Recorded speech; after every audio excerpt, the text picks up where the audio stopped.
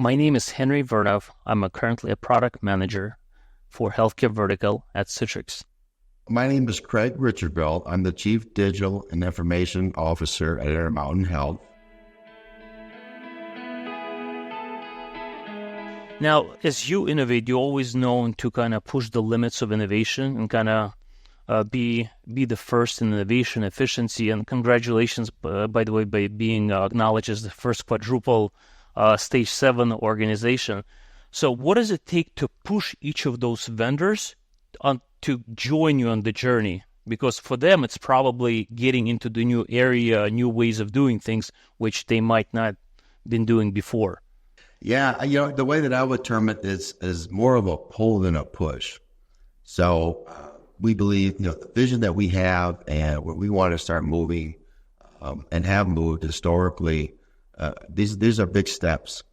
These aren't incremental changes. These are big changes to what we want to provide in terms of the experiences, in terms of the value proposition that we deliver. So as we define that vision through our strategy and then operationalize it, it's really pulling those partners along. And part of that pull is to educate and to influence not only themselves and how they're developing and the roadmaps that they're putting together to help us to be able to achieve, but also, part of our vision is to be the model healthcare system, is to look at others across the country and partner with them as well, where we can share the learnings that we have and learn from some of the things that they've done that we maybe have not tackled yet. So bringing all that together is really the piece for us to make stair steps moving forward. Understood. Interesting. So as you introduce new technologies, new solutions in the healthcare ecosystem, from my experience, sometimes I found that providers are kind of want to stay doing certain things the same way that they were doing for historically. So what does it take to get providers, clinicians, your user base to adopt new technologies and new ways of doing things to improve patient care, or to any of your kind of goals to improving efficiency, effectiveness, and overall experience? Yeah, it's in these partnerships, as long as we have the same vision and where we're aligned or the same goals that we want to achieve, it's starting to test some of these out with our partners. So either things that we've developed or things that with our partners to kind of pilot and prove it out and show what the improvements could be, whether that's a change in cost, whether that's a change in revenue, whether that's a change in experience, whether that's a change in quality or safety. And then once we are able to prove that out through our pilot phase, it's how fast can we scale. So everything, given our size and also our ability to influence the industry, the changes that we make need to be scalable. And so, and bringing the providers along, they're partners. We're all in it together. So we're all the same caregivers. We're all part of the same organization, or we serve at the same facilities.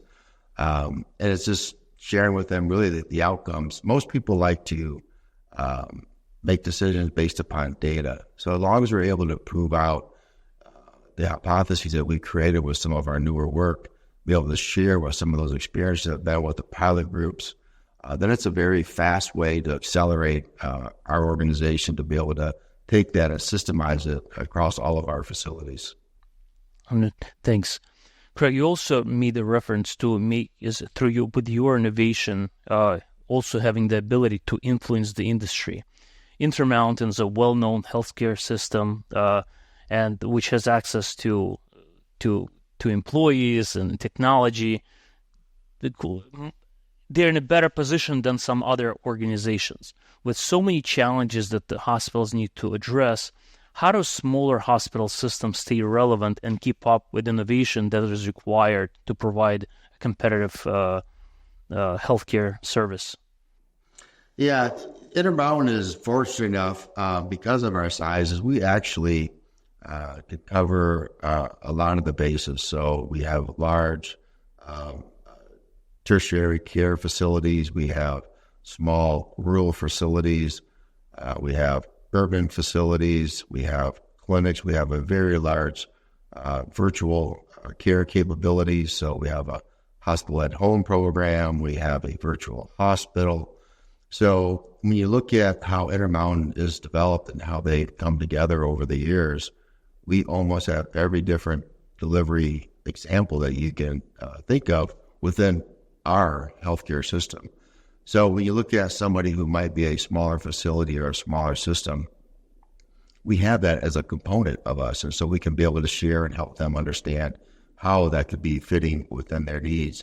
That could be through Connect programs and allow them to use some of the same services that we provide within DTS. It could be more of a relationship, referrals, and or to make sure that patients are cared for, in the communities of what they live. So our virtual services to help take care of people in those other locations. And then also in terms of, we don't discriminate based upon any kind of size. So their ability for them to come in and to learn, our doors are wide open. And we will be able to invest in them in terms of intellectual capital and share with them what we think and what we've been able to see.